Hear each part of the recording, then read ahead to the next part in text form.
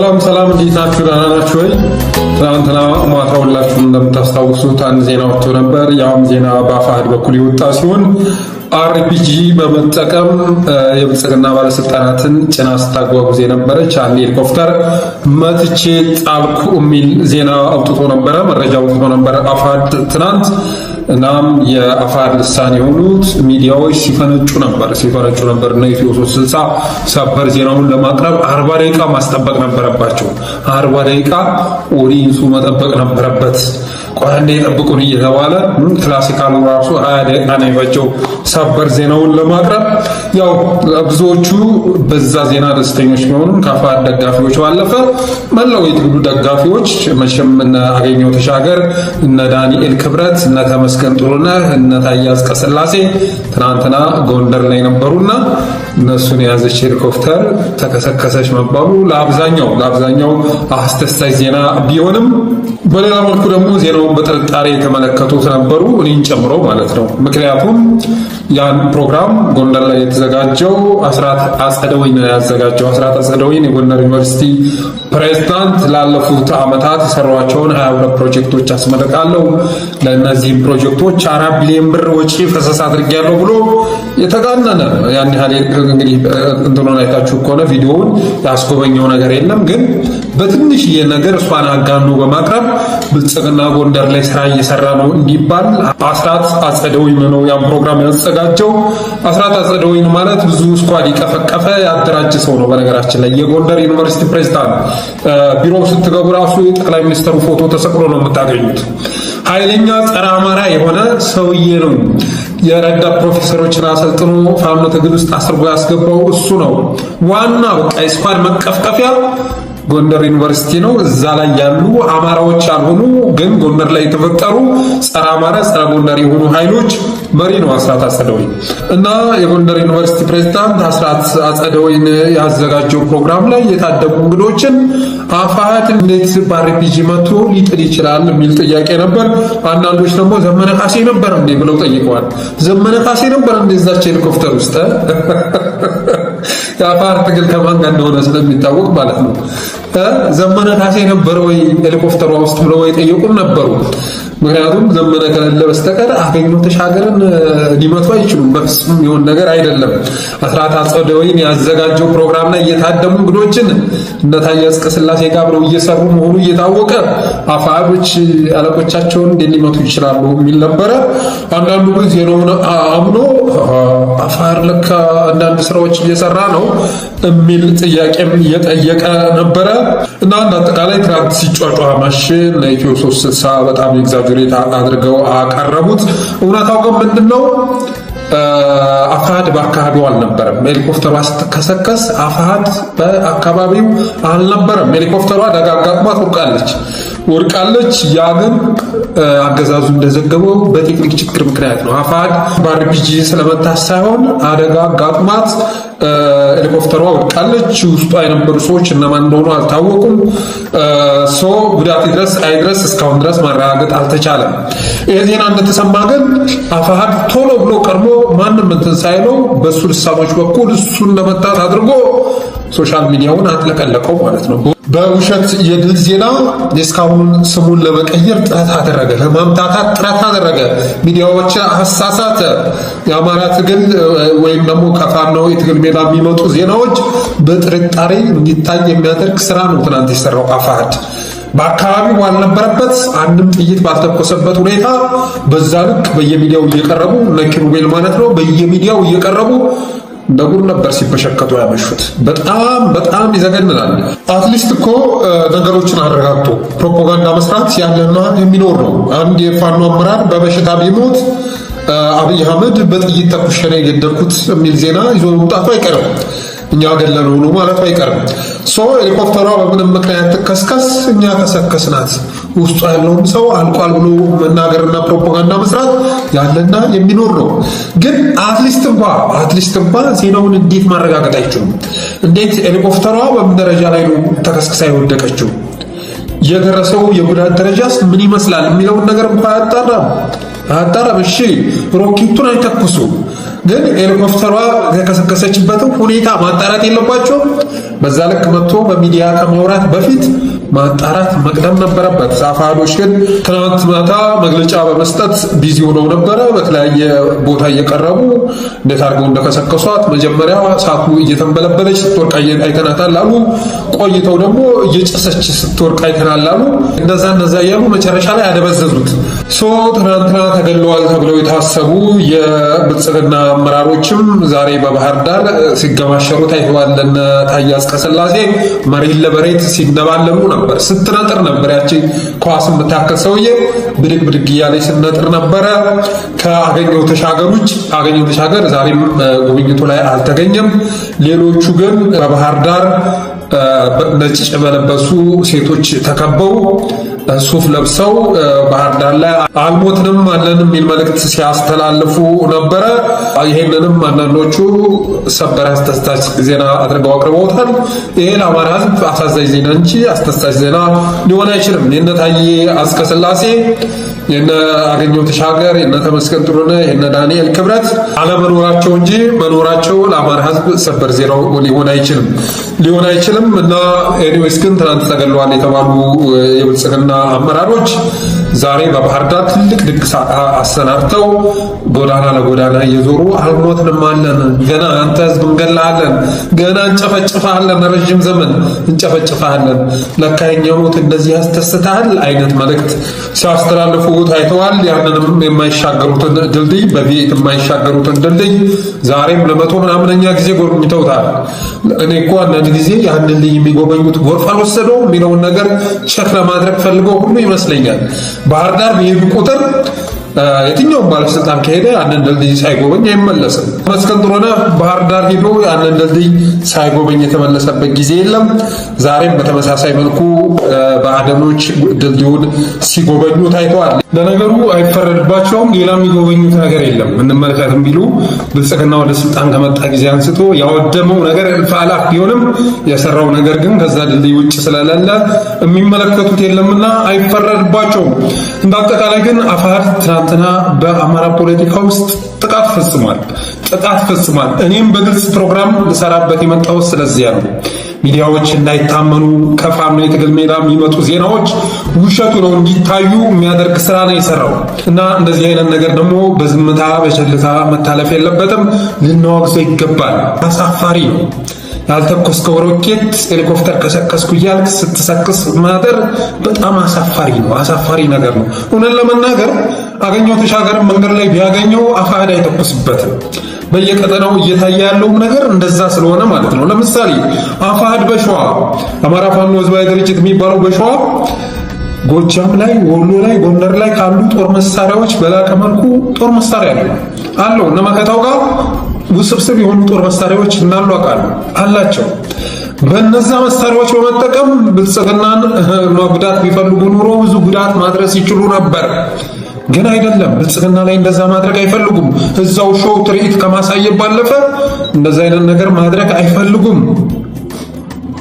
የነሱ ግብግብ ከነጎድጓድ ክፍለ ጦር ጋር ነው። የነሱ ግብግብ ከሰም ክፍለ ጦር ጋር ነው። የነሱ ጠብና ንትርክ አፋብኃ ጋር ነው። ምሪ ወዳጆ ነው። ዘመነ ካሴ ነው። ጄኔራል ተፈራ ነው። ኢንጂነር ደሳለኝ ነው።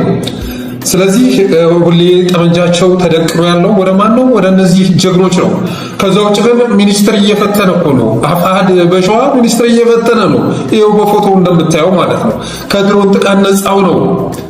የተደላደለ ቢሮ ውስጥ የተቀባ የተለሰነ የአማራ የተዋበ ከባዕደን የተሻለ ቢሮ ውስጥ ቁጭ ብለው ስራ እየሰሩ ናቸው። ብልጽግና ጋር አብረው እየሰሩ ናቸው እንጂ ብልጽግና ላይ ጉዳት ማድረስ ቢፈልጉ ኑሮ ብዙ ነገር መስራት የሚችሉበት ቴክኖሎጂውም አቅሙም መሳሪያውም አላቸው። ያንን ግን ማድረግ አይፈልጉም። ከዛ ይልቅ ይኸው ከነጎድጓድ ክፍለ ጦር የወሰዷቸውን ጀግኖች ረሽነው ከገደሉ በኋላ በስማቸው ፕሮፓጋንዳ እየሰሩባቸው ነው። ከገደሏቸው ከረሽኗቸው በኋላ እጅግ አጸያፊ የሆነ ፕሮፓጋንዳ እየሰሩባቸው ነው ጀግኖቹ እንደምታዩት በፎቶ። ይሄ ትናንትና የደረሰ መረጃ ነው። ሸዋ ላይ ስትመጣ እነ ሹማ አደታጋ ስሙን ነው እየሰሩ ነው እና እንደዚህ አይነት ኃይል በከንቱ አንጥፎ የሚነዛውን ፕሮፓጋንዳ ተቀብሎ ማስተጋባቱ ነው እንጂ ጉዳት ያለው እውነቱን መግለጹ አይደለም። እና አፋሕድ በሸዋ እንዳልኩት ነው ብልጽግና ጋር አሁን ላይ ያለውን ግጭት በውይይት ይፈታል ማለት ይቻላል። ብልጽግና ጋር መታኮስ ካቆመ ቆይቷል። የእሱ ተኩስ ከነጎድጓድ ክፍለ ጦር ጋር ነው፣ ከከሰም ክፍለ ጦር ጋር ነው። የፕሮፓጋንዳ ዘመቻው ወይ ጎጃም ካሉ ኃይሎች ጋር ነው፣ ወይ ወሎ ካሉ ኃይሎች ጋር ነው። ከነሱ ጋር ነው ግብ እየገጠመ ያለው። አፋሕድ በወሎ ትናንትና መደላድል እስከሰራ ድረስ ጠብቁኝ ብሎ ባለው መሰረት ከዛ በኋላ ስንቱን ጀግኖች አስበላ። እነ ሰለሞን ድሮንን አስበላ፣ እነ ደምሴ ይመርን አስበላ። ብዙ ጀግኖች ባለፈው እንኳ ከሳምንት በፊት 3 ጀግኖች ናቸው የተበሉት። በአርበኛ ደረጃ ትልቅ ስም ያላቸው ማለት ነው። ትልቅ ስም ያላቸውን ጀግኖች አስበልቷል። እና ኦሬዲ ወሎ ላይ ያለውን እንቅስቃሴ ስትመለከት ጦሩን አስፈልቶ መጨረሻ ላይ ብልጽግና ጋር ተስማምቶ መግባት የፈለገ ነው የሚመስለው። ላይ ነው ጦሩን ካስበላ በኋላ እንቅፋት የሚሆኑበትን ጀግኖች መስዋዕትነት ካስከፈለ በኋላ ከዛ ተስፋ ቆርጦ ብልጽግና ጋር መግባት የፈለገ ነው የሚመስለው። ትግሉን አዳክሞ አሟዞ ብልጽግና ጋር መስማማት የፈለገ ነው የሚመስለው። እንደዚህ አይነት ዓላማ ባይኖረው ኖሮማ እነ ምሬ ወዳጆ ጋር አብዱ ሁሴን ጋር ከመነጋገር እኮ ምሬ ወዳጆ ጋር መነጋገር እኮ ኩራት ነው፣ ክብር ነው። አብዱ ሁሴን ጋር ተደዋውሎ እሱ ጋር ከመደራደር ምሬ ወዳጆ ጋር ተደዋውሎ እንዴት ነው ወንድም አለም ሰላም ነው ሆይ እንግዲህ እስካሁን ድረስ በተናጠል ሞከር ነው እስኪ ደግሞ በጋራ እንሞክረው ተባብሎ መነጋገር እኮ ያባት ነው፣ አማራነትም ጭምር ነው። ያንን ግን ማድረግ አልፈለጉም። አፋሕድ በጎንደር ሌላውን ተወውና ሄሊኮፕተር መጣሉን ተወውና እነ ጸዳሉ እነ ቆራጡ የምትሏቸው ቆራጡ ብላችሁ ቅጽል የሰጣችሁት እናንተ ናችሁ። ቆራጣው ልትሉ ሲገባ ቆራጡ ብላችሁ ስም የሰጣችሁት እናንተ ናችሁ። አሉን የምትሏቸው አርበኞች ቴሌቪዥን ቀርበው የፋኖን ትግል አናምንበትም ብቻ ሳይሆን እንታገለዋለን በማለት ሲናገሩ እነሱን እንኳን የሚያወግዝ ነገር መታችሁ አልተናገራችሁም እኮ። ጌታ አስራደ እኮ እነዛ ሰዎች ከብልጽግና ጋር ተስማምተው መግባታቸው ትክክል እንደሆነ ሲያስረዳን ነበር እኮ። 1 ሰዓት ሙሉ የሆነ ቴሌቪዥን እንትን ላይ ቀርቦ 1 ሰዓት ሙሉ የገቡበትን ምክንያት በህዝብ ቅቡልነት እንዲያገኝ ለማድረግ ሲጋጋጥ ነበር። እንደዚህ ያለ ኃይል ነው ታዲያ ሄሊኮፕተር ጥሎ ከስክሶ ታምር ሊሰራ የሚችለው? የማይሆን ነገር ነው። ይሄን ከማድረግ በፊት ለብልጽግና ፈርመው የገቡ አርበኞቻቸውን የክፍለ ጦር መሪዎቻቸውን መረር ባለ ቃላት ማውገዝ ያስፈልጋል። አላወገዙም። ለምንድን ነው ያላወገዙት? ነገ እነሱ የሚያደርጉት ስለሆነ እንጂ እናገኘው ተሻገር ጋር እና ታዬ አጽቀሥላሴ ጋር እና አብይ አህመድ ጋር ተደራድሮ እዛ ደረጃ የአማራን ትግል ዝቅ አድርጎ አንድም ጥያቄ ሳያስመልሱ በተልከሰከሰ ሁኔታ ከመግባት ይልቅ እኮ ደረጀ በላይ ደውሎ ሀብቴ ወልዴ ጋር ተነጋግሮ አብረን እንስራ ቢባባሉ እኮ እኛ በደስታ ነው የምንቀበላቸው።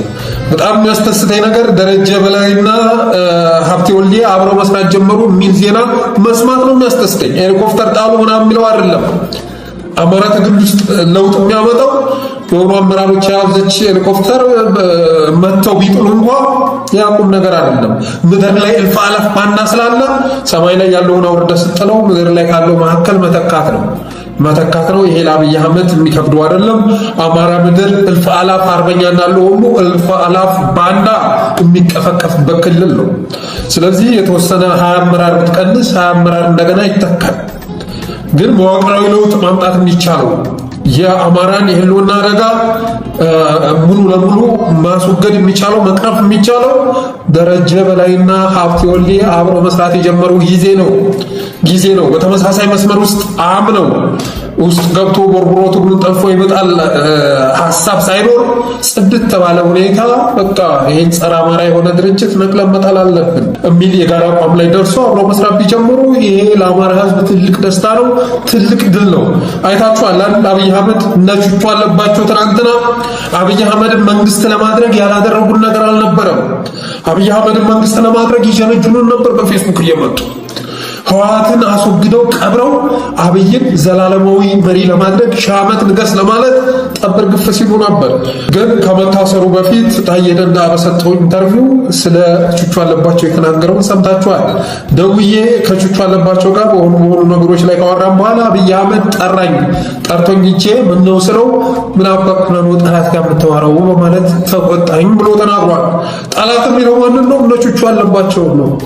በተመሳሳይ መልኩ እነ ኮሎኔል ደመቀ እና እሸት ደምለው የአብይ አህመድ ጠላት ናቸው። ነገ በማንጀራታቸው አርዶ ይጥላቸዋል። ምንም አትጠራጠሩ። ያደርገዋል። ከረፈደ በኋላ እነሱም ተንፈራቅጠው መጨረሻ ላይ ወድቀው ይገኛሉ።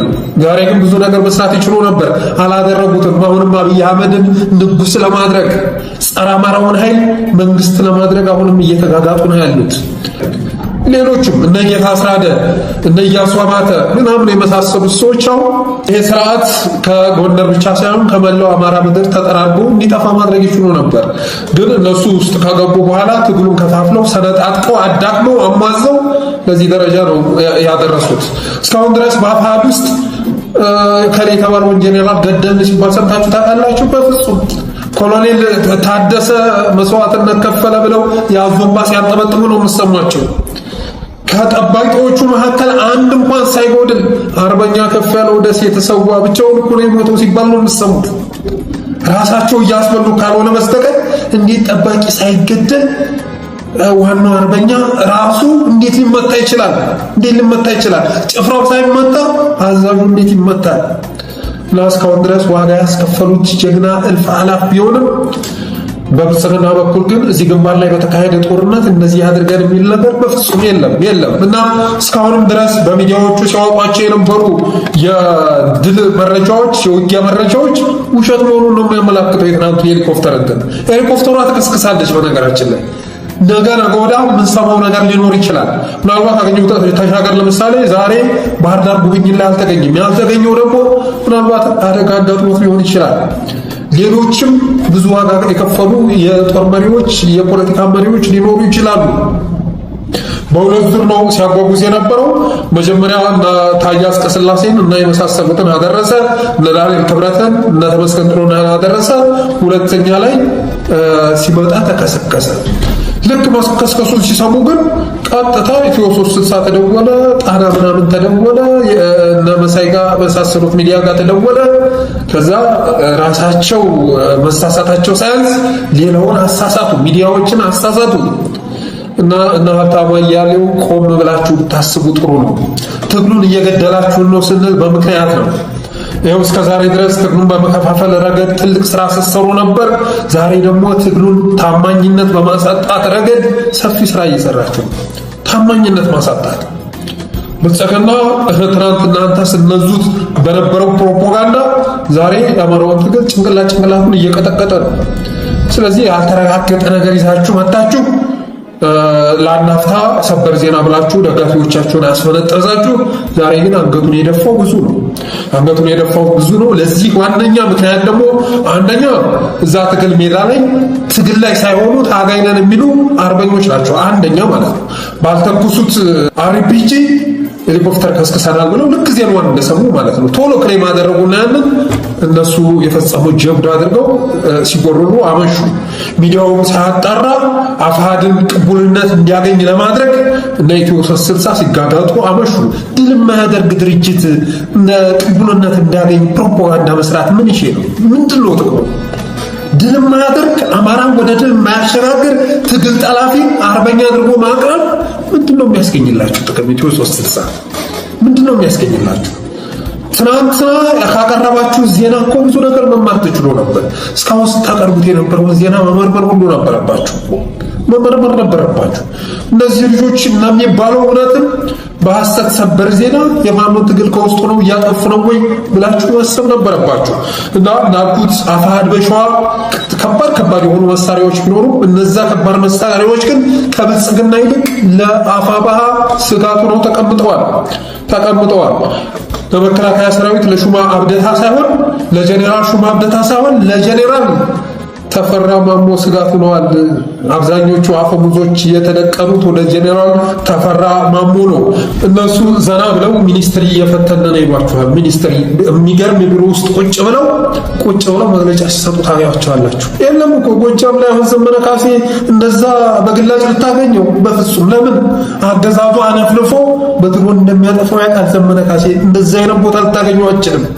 ሚኒስትሪ ሲፈትኑ ልታገኛቸው የጎጃሞቹን በፍጹም ታገኘው። ትግል ላይ ስለሆኑ ሲጀመር ትምህርት ቤትም እንትን አይደለም፣ ትምህርት ቤትም ስራ እየተሰራ አይደለም። ሸዋ ላይ ግን ትናንትና ትምህርት ሁሉ ነገር የብልጽግና ፕሮፓጋንዳ የሚሰራባቸው መንግስት መሆኑን የሚገልጽባቸው ነገሮች በሙሉ ተግባራዊ እንዲደረግ ከማድረግም አልፎ ዛሬ ፈታኝ ሆኖ ቀርበዋል። ይሄ ደግሞ ያው አገዛዙ ጋር በተወሰኑ ጉዳዮች ላይ አብረው እየሰሩ እንደሆነ የሚያመላክት ነው። ያም የዳውንቱ ድርድር የተቋረጠ የመሰላችሁ ሰው ተሳስታችኋል። በሂደት ነው ሁሉ ነገር። እንደዚህ ትግሉን አዳክመህ አሟዘህ ቀስ ብለህ አለማምደህ ነው መጨረሻ ላይ የምትገባው። ወሎ ላይ ብዙ ምርታዎች ተከስተዋል። ብዙ ቢተኛ ጀግኖች ተመተዋል።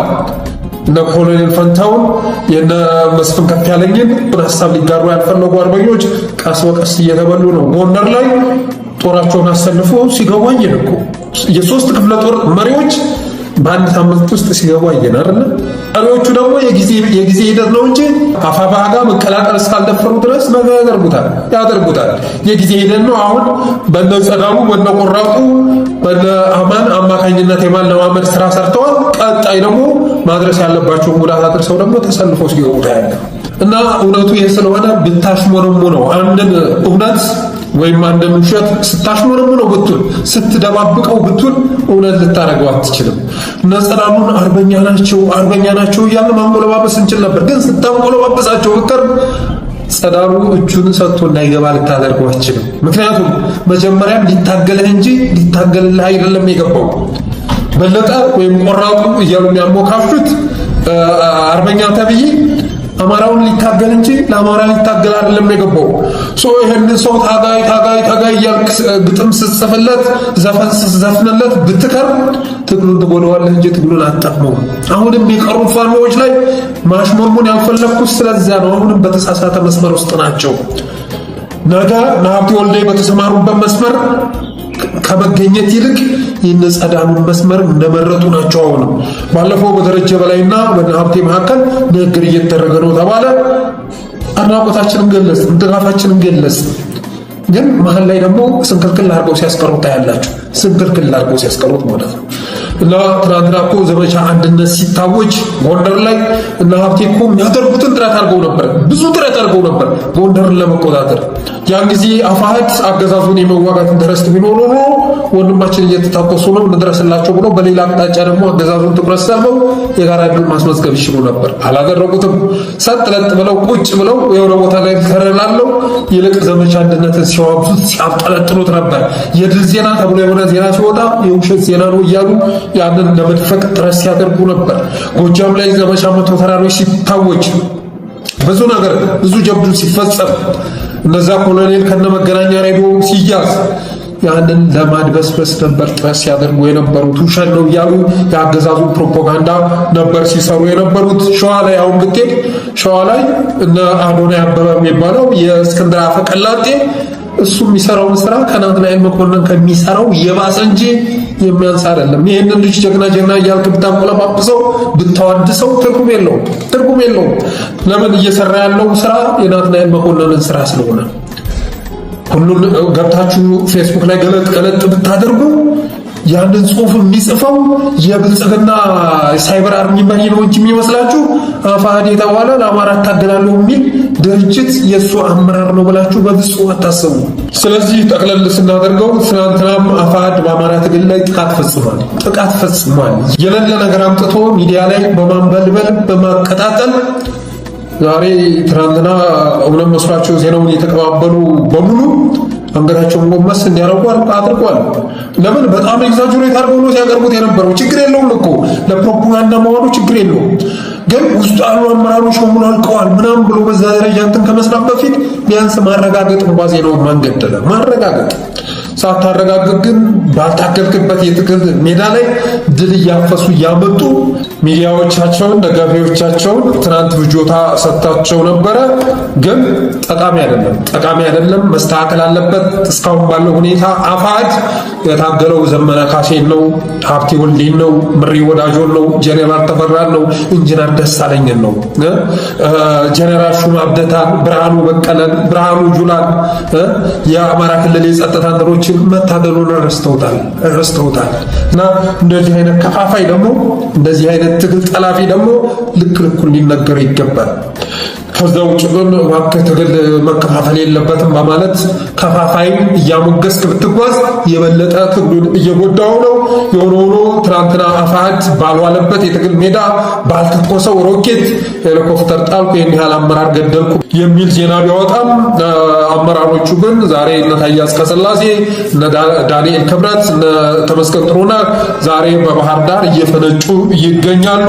በተረፈ የአማራ ትግል ለውጥ የሚያመጣው አገኘሁ ተሻገርን በማስወገድ ዳንኤል ክብረትን በማስወገድ አረጋ ከበደን በማስወገድ ታዬ አጽቀሥላሴን በማስወገድ አይደለም። አማራ አሸናፊ የሚሆነው በዚያ መልኩ አይደለም። እነዚህ ሰዎች አማራ ላይ ብዙ ግፍ ያደረሱ ናቸውና እጃቸውን ማግኘታቸው ጊዜያዊ የሆነ ደስታ ሊሰጠን ይችላል። አሸናፊ የሚሆነው ግን መዋቅራዊ ለውጥ ማምጣት ስንችል ነው። ባዕዳን የተባለውን ላለፉት 35 ዓመታት እጅና እግራችንን አስሮ ለመጣል ሄደው ባሪያ እያደረገ የሚያስረክበንን ድርጅት እሱን ታግለን ማስወገድ ስንችል ነው አማራ ከዚህ አይነት የህልውና ስጋት ሊወጣ የሚችለው። ላለፉት 30 ዓመት ኦህዴድም መጣ፣ ትህነግም መጣ፣ የጉምዝ ታጣቂ ወደ ስልጣን ቢመጣ እጅና እግራችንን አስሮን ይሰጠናል። አሁን እንኳን አብይ አህመድ ማንነቱ ከታወቀ በኋላ አብይ አህመድ ምን አይነት እኩይ መሪ መሆኑ ከታወቀ በኋላ እንኳን ተመስገን ጥሩነህ አብረው ሲሄዱ ተመልከቱ እንዴት እንትናቸውን እንደሚያዝረበርቡት። ስለዚህ እንዳጠቃላይ ይህን በአሰስከሰስ የተሞላ ድርጅት እሱን ነቅሎ የጣለ ቀን ነው አማራ ነፃ ሊወጣ የሚችለው። እኔ እስካሁን ድረስ በአፋሕድ ብቻ ሳይሆን በአፋብኃ በኩል ራሱ ብዙ መስራት ያለባቸው ነገሮች እኮ አሉ። ብዙ አሁን የቀበሌ ሊቀመንበር የሚባል መኖር ነበረበት። እንደ እውነቱን እናውራለን። አሁን እኮ ቀበሌዎች ጋር ለምሳሌ መከላከያ ሰራዊት የለም። የቀበሌ ሊቀመንበሮች ጥበቃ የሚያደርግላቸው ኃይል የለም። እንደውም ባለፈው አንድ የላከልኝ መረጃ ይሄንን ነው የሚገልጸው።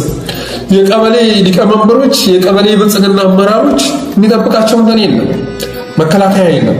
ለውጥ ማምጣት የፈለገው እኮ እነዛን ሊቀመንበሮች በኤኒ ሚንስ የእሱ አገልጋዮች እንዲሆኑ ማድረግ ይገባው ነበር አይደል? ያ ስራ እየተሰራ አይደለም። በተወሰኑ አካባቢዎች ላይ ኮንትሮል አድርጎ ከመስራት ባለፈ ቀስ በቀስ ቀበሌዎችን እየተቆጣጠሩ በመሄድ ረገድ ክፍተት አለ። ፋኖ ለምሳሌ ደሴ ላይ ምን ይሰራል? ወልዲያ ላይ ምን ይሰራል? ደብረ ማርቆስ ላይ፣ ፍኖተ ሰላም ላይ ምን ይሰራል? ጎንደር ደብረ ታቦር ላይ ምን ይሰራል? ቀበሌዎችን ተቆጣጠርክ ማለት ወረዳዎችን ተቆጣጠርክ ማለት ብዙ ነገር ህዝቡ ያለው እዛ ጋር ስለሆነ ማለት ነው።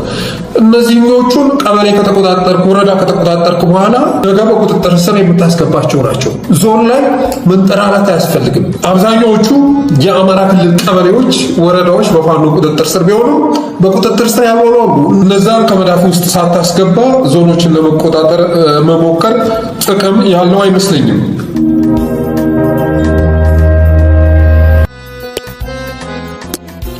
ወደ ቀጣዩ መረጃ ሲሸጋገር አብይ አህመድን የተመለከተ መረጃ ወደ እናንተ ማድረስ ይሆናል። አብይ አህመድ እንግዲህ የተለያዩ የህብረተሰብ ክፍሎችን እየጠራ ማነጋገሩን ቀጥሏል። በመጀመሪያ የንግዱ ማህበረሰብ አነጋገረ።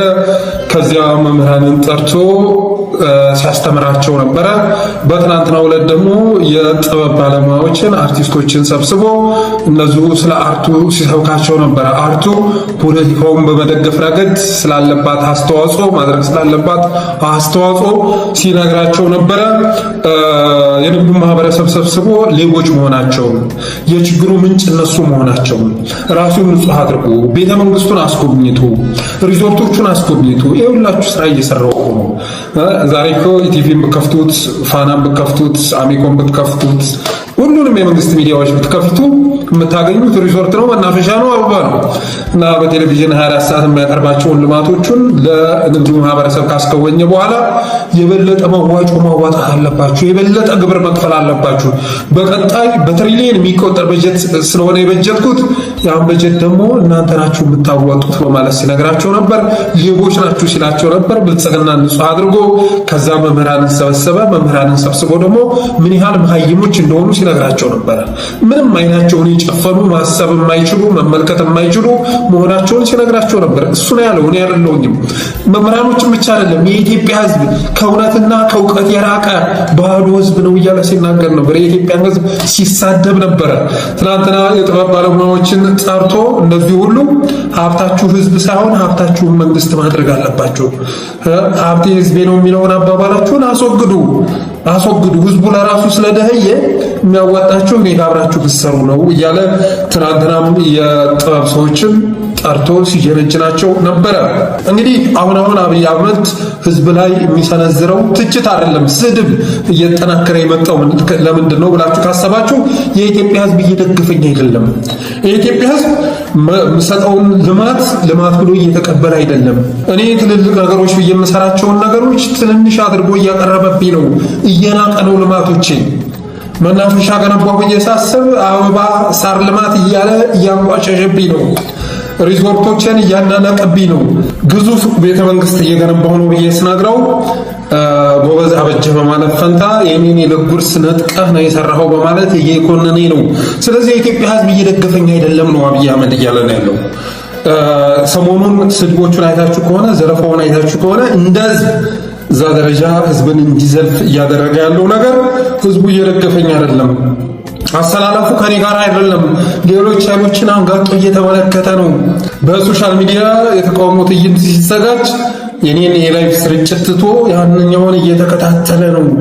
ፋኖን እየደገፈ ነው። ትናንትና እየመጡ ነው ከማለትም አልፎ አሁንም በየቤቱ ሆኖ የፋኖን ዳናና ኮቴ እያዳመጠ ነው የሚል መልእክት ነው እያስተላለፈ ያለው አብይ አህመድ። ህዝብን የሚዘልፈው ስለዚያ ነው እንጂ ለሱ እያጨበጨበ ቢሆን ኖሮ ህዝቡ ለሱ እየተገዛ ቢሆን ኖሮ ከእውቀትና ከእውነት የራቅነህ በማለት ፈንታ የገባነህ በማለት ሲዋድሰው እንሰማ ነበረ። እና በአጠቃላይ አብይ አህመድ የኢትዮጵያን ህዝብ መሳደብ ማንቋሸሽ የያዘው ህዝቡ እየደገፈው አለመሆኑን ስለተረዳ ነው። ህዝቡ ከሱ ጋር አለመሆኑን ስለተረዳ ነው። ህዝቡ ሌላ ኃይል እንዲመጣለት በጉጉት እየጠበቀ መሆኑን ስለተረዳ ነው። በተለይ እንደ ኢትዮጵያ ያለ ከእውነትና ዕውቀት የራቀ ማህበረሰብ ደግሞ ሲኖር ምንም እንኳን የኢትዮጵያን ህዝብ ተስፋና ምሮት በመመልከት በዚያ ልክ የሚንቀሳቀስ ኃይል እስካሁን ድረስ ተፈጥሯል ማለት ባይቻልም የኢትዮጵያ ህዝብ ግን የትኛውንም ኃይል ለመቀበል ዝግጁ ነው። በብልጽግና አገዛዝ ከመንገፍገፉ የተነሳ የትኛውም ኃይል አንድ ነገር እነግርሃለሁ፣ ወያኔ ራሱ አሁን ተመልሳ ወደ አዲስ አበባ ለመምጣት ብታስብ የትናንቱ ቻሌንጅ አያጋጥማትም። በእርግጠኝነት የምነግርህ መንገድ ላይ እንደ ድሮ እያጨበጨበ የሚሸኝ ህዝብ ላይ ይገኝ ይችላል።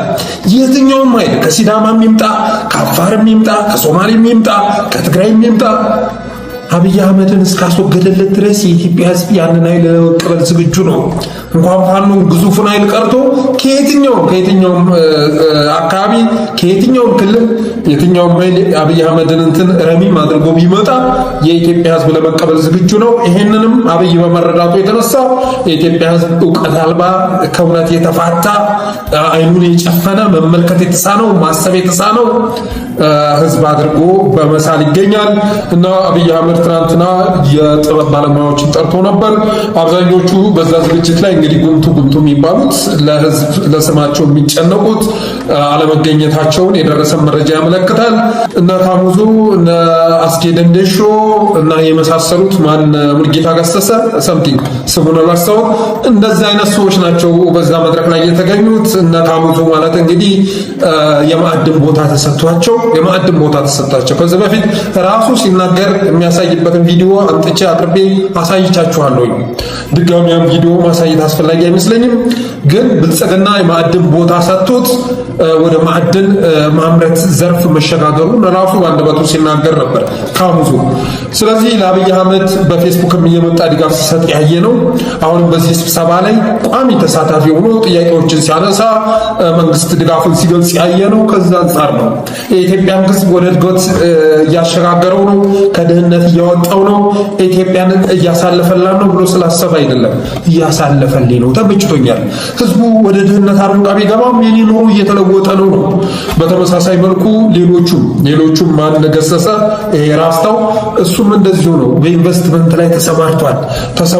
ለኢንቨስትመንት ማሰማራት ሲፈልግ ደግሞ እና አብይ አህመድ የመሬት አቅርቦት ያቀረቡላቸው ናቸው። ሌሎቹም አርቲስቶች እየፈረሰች ባለች ሀገር ውስጥ የአማራ ቤት መገንባት የሚፈልጉ ህዝቡ የለጉርሱን እየተነጠቀ ባለበት ሰዓት ላይ ቁርጥና ጮማ የመቁረጥ ኢንተረስት ያላቸው ናቸው። በተረፈ በአብይ አህመድ አመራር ተደስተው በመደመር ፍልስፍና ተማርከው የብልጽግና ርዕዮተ ዓለም መስጧቸው አይደለም ድጋፋቸውን እየሰጡ ያሉት። ስለዚህ በዚህ መድረክ ላይ የታደሙት ያው በፎቶ እንደምትዋቸው በመድረኩ ላይ የተናገሩት ነገር በቪዲዮ ተቀርጾ ባይወጣም ዛሬ ይተላለፋል። ግን ለብልጽግና ሲያሽቃብጡ እንደነበር የደረሰ መረጃ ያመለክታል። አሁን ላይ ግን የአርት ባለሙያዎች ለብልጽግና ድጋፍ የምትሰጡ ነገ የምታፍሩበት ቀን ይመጣል። ትናንትና ከኢህአዴግ ጋር እነ ሰራዊት ፍቅሬ ከኢህአዴግ ጋር ተለጥፈው ብዙ ስራ ሲሰሩ ነበር።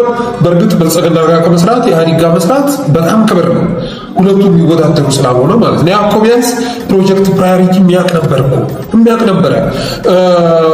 ተቃዋሚዎችን የሚያሳድደውን ያህል የውስጥ ችግሩን ለመፍታትም ጥረት የሚያደርግ ነበር። ይሄኛው እኮ ውስጡ በስብሶ ንጹህ ነኝ እያለ ሌላውን እድፍ ነህ እያለ የሚያንቋሽሽ ነው ብልጽግና። እና ትናንትና ከኢህአዴግ ጋር ሲሰሩ የነበሩ አርቲስቶች አንገታቸውን እንደደፉ ሁሉ ብልጽግና ጋር እየሰራቸው ያላቸው አርቲስቶች፣ ሌሎች የህብረተሰብ ክፍሎችም ነገ የምታፍሩበት ቀን መምጣቱ አይቀርም ማለት እወዳለሁ። በተረፈ አብራችሁ ስለቆያችሁ አመሰግናለሁ። የጠለስ ሚዲያ ሜምበርና ሰብስክራይበር በመሆን ስቲከሮችን በማበርከት ሁሉም ዝግጅታችንን ላይክ፣ ሼር እያደረጋችሁ ለሌሎች በማጋራት ሚዲያ